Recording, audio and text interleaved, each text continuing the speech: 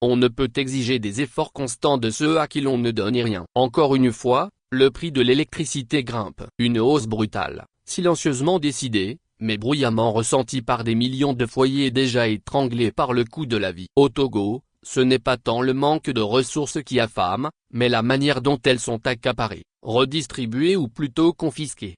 Nous vivons dans un pays où les richesses naturelles, les revenus publics et les dividendes de l'État sont gérés comme des biens privés. Un cercle restreint en jouit, même les factures d'électricité et d'eau des premières autorités communales, jusqu'au sommet de l'État sont payées par le pauvre contribuable, sans compter les immenses primes et indemnités, ajoutées à leur salaire faramineux, pendant que la majorité peine à s'éclairer, à cuisiner, à vivre. Ironie du sort, c'est au nom du développement, du redressement économique ou d'une modernisation incantatoire que l'on multiplie les taxes, augmente les tarifs, impose les sacrifices.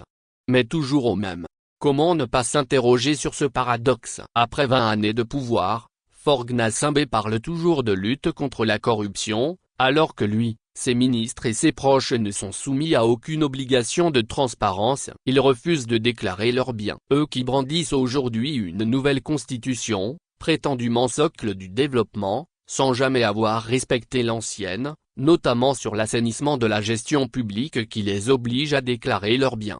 Combien de commissions, de hautes autorités et d'institutions dites de lutte contre la corruption sont devenues de simples coquilles vides, budgétivores, parfois complices du système qu'elles sont censées réguler.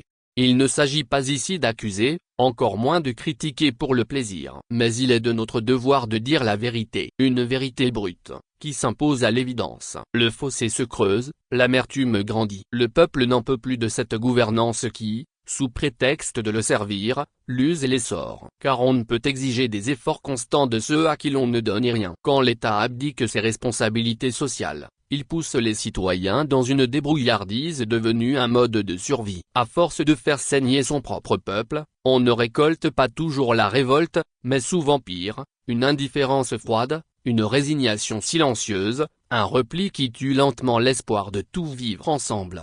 Ce n'est pas seulement le courant électrique qui manque aujourd'hui, c'est aussi le courant de confiance entre les gouvernants et les gouvernés. Il est temps que les dirigeants montrent l'exemple à suivre, qu'ils déclarent leurs biens, rendent compte de la gestion des ressources, justifient les choix budgétaires. Il est temps que les sacrifices soient équitablement partagés, que la justice sociale cesse d'être un slogan, que le bien commun redevienne une exigence. Et s'ils vidaient le plancher, après tant d'années d'espoir déçus, pour permettre aux autres d'essayer, car un pays qui abandonne ses pauvres pour garantir le confort de ses puissants n'est pas en voie de développement, il est en voie de rupture. Ricardo Aguzzo